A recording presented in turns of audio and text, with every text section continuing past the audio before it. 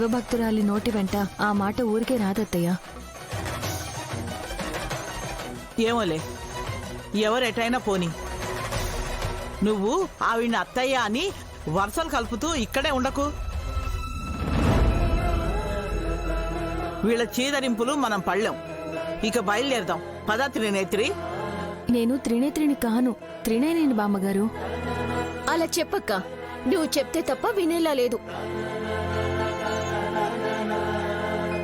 అమ్మా, నువ్వు నయనివే అయితే ఇంతకు ముందే బామ్మగారు పరిచయం ఉన్నట్టు ఎలా మాట్లాడగలవు?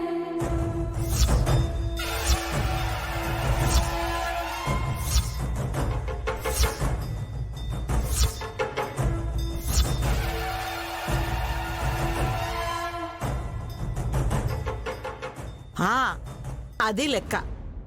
చిన్న పిల్లైనా ఎంత తెలివిగా చెప్పిందో. నాకు రాని ఆలోచన నీకొచ్చింది విశాలాక్షి. నేను బయట నుంచి రాగానే బామ్మ వచ్చావా, రారా భోంచేద్దు గాని అని గలగలా మాట్లాడుతూనే ఉంది. కరెక్టే మమ్మీ. కోమాలో నుండి బయటకు వచ్చాక పెద్ద మరదల నయనికి మనం తెలుసు గాని బామ్మగారు వాళ్ళు తెలియదు కదా. అంతే కదా పెద్ద నాన్న. మీరేమంటారు? లాజిక్కే కదా అన్న పదాన్ని ఉపయోగిస్తారు. అంటే బామ్మగారు 2-3 రోజులుగా ఈ ఇంట్లోనే ఉన్నారు కదా, తన మాటలు కోమాలో ఉన్న నయని వదిన వినే ఉంటారనుకోవచ్చు. కోమాలో ఉంటే తనకు తానే గుర్తుండదు. అలాంటిది చుట్టుపక్కల తిరుగాడే వారెవరని తెలుస్తుందా చిన్నాన్న?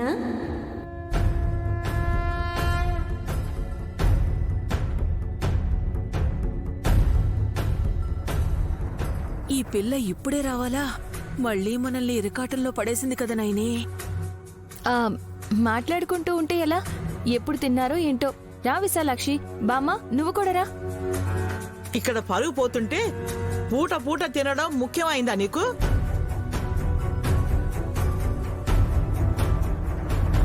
విశాలాక్షి చెప్పింది నిజం. నన్ను మాయ చేయాలని చూడకు. కోటీశ్వరులింట్లో ఎన్ని రోజులున్నా మనల్ని వీళ్లల్లో కలుపుకోరే. నైని కోమాల నుండి బయటకు వచ్చేంత వరకే ఈ నాటకం అని నువ్వు అన్నావు కదా. తను స్పృహలోకి వచ్చిందట కదా. మనం ఇక్కడే ఇంకా ఎందుకుండాలి?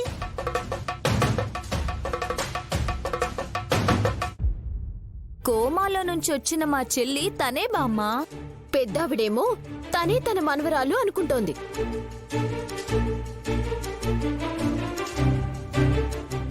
అలా అనుకుంటే కోమాలో నుండి బయటపడ్డ నైని ఎక్కడుంది? తను పారిపోదు కదా. ఏంటో అంతా అయోమయంగా ఉందోదినా. అలాంటిదేమీ లేదు. నిజం చెప్తే చాలు, అందరికీ అర్థమవుతుంది. విశాలాక్షి, ఇప్పటికే మేమేం చెయ్యాలో తెలియని పరిస్థితుల్లో ఉంటే నువ్వు వచ్చి ఇరుకాటంలో పడేసావేంటమ్మా? నేను రాకూడదు అంటే వెళ్ళిపోతానమ్మా. లేదు లేదు, నువ్వు ఉండాలి పాప, అప్పుడే గమ్మత్తుగా ఉంటుంది. మీ అమ్మే ఉండదు, త్వరలోనే బకెట్ తన్నేబోతుంది అనంటే మీకు తమాషాగా ఉందా రాజా? అత్తయ్య చూసారా, మేం కాదు మీరెప్పుడెప్పుడు పోతారా అని మీ కొడుకే ఎదురు చూస్తున్నారు. నువ్వు ఆపుతావా? ఆ మాట తను ఎందుకన్నదో నేను ఖచ్చితంగా తెలుసుకుంటాను.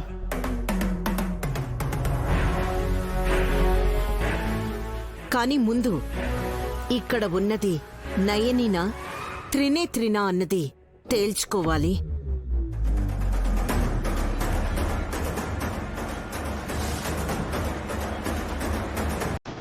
మళ్ళీ మొదటికొచ్చారు. మా అక్క కోమాల నుండి బయటికి రావటం కళ్ళారా చూసాం కదత్తయ్య. కాని విశాలాక్షి అన్నట్టు బామ్మగారిని చూడగానే ముందే తెలిసినట్టు ఎలా మాట్లాడుతుంది? మీ అక్క అయితే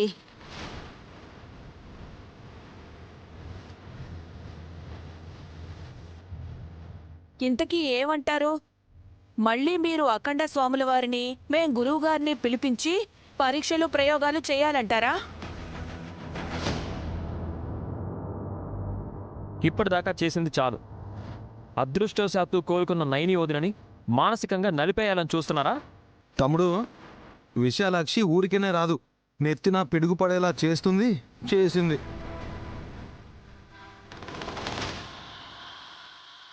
వాట్ నెక్స్ట్?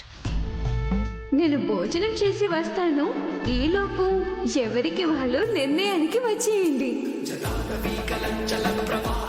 దేని గురించి? అదేనమ్మా, ఎవరు ప్రాణాలు వదిలారో, ఎవరు తనువు చాలిస్తారో, ఎవరు ఏమైపోతారో, ఏమై ఉన్నారో వివరంగా చెప్పేయాలి కదా. సరేనా?